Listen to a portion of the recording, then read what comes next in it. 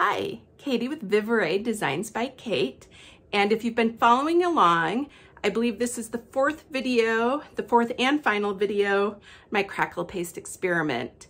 I use crackle paste a lot, usually on a cradle board, and someone asked me if I could do it on paper, if they could do it on paper. I'm like, I don't know, I'll do an experiment.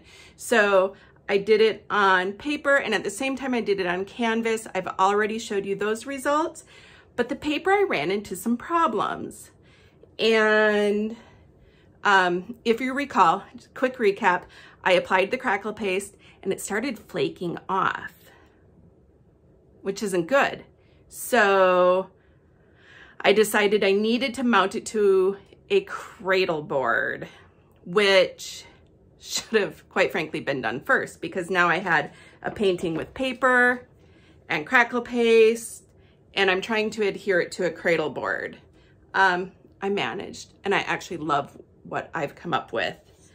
I will. So here it is. I need to decide an orientation. So 1, 2, 3, or 4. Which orientation would you choose? And if we look close, you can see that gorgeous, yummy texture. I'll describe to you in a minute what I did. Look at the way it filled in those cracks there. That orange. Right here, you can see, you can't really tell here, but it's more smooth here, even though there's crackle paste.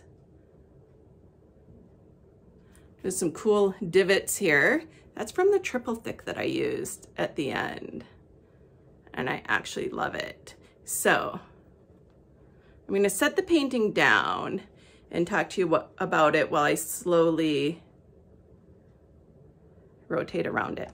Okay, so with the crackle paste flaking off, and if you look at the other videos, you can see that, I ended up taking a gel medium, putting it super thick over this part. So that's why that looks a lot different than, say, this part, which wasn't flaking off. So there didn't seem to be a rhyme or reason for where it was flaking off and where it wasn't. Look at that delicious texture. So in the areas where it was super flaking off, this might have been another area, I went ahead and put some gel medium.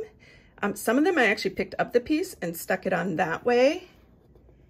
And then I went through and carefully applied the ink. Look at that neat texture. Carefully applied the ink, which is also shown in the video prior to this. I sealed it with Kamar varnish. There you can really see how that area is shinier. I sealed it with Kamar varnish, and then triple thick glaze, which I talk about in another one of my videos, my sealing process. And that's what's given it this super shiny look. It also created some divots, which I actually really like right here. And I think adds to the painting overall. It also helped because I did so many layers and I just really flooded it with the triple thick glaze. It helped adhere all of the crackle paste. So, I mean, I'm not going to try and rip any off, but it's on there. So I am not going to resin this piece because I like being able to see that texture. As far as adhering it to the cradle board, I still need to trim the edges, and you can see that I still need to trim and finish the edges.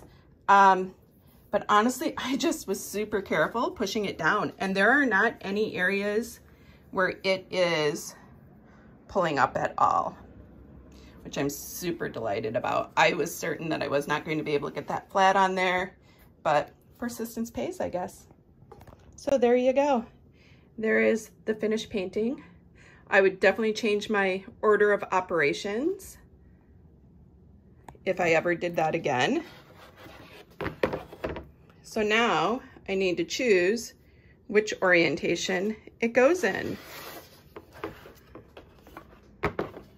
Which one would you choose? Which one makes the most sense to your eyes? I would love to hear your thoughts on which orientation you would choose in the comments.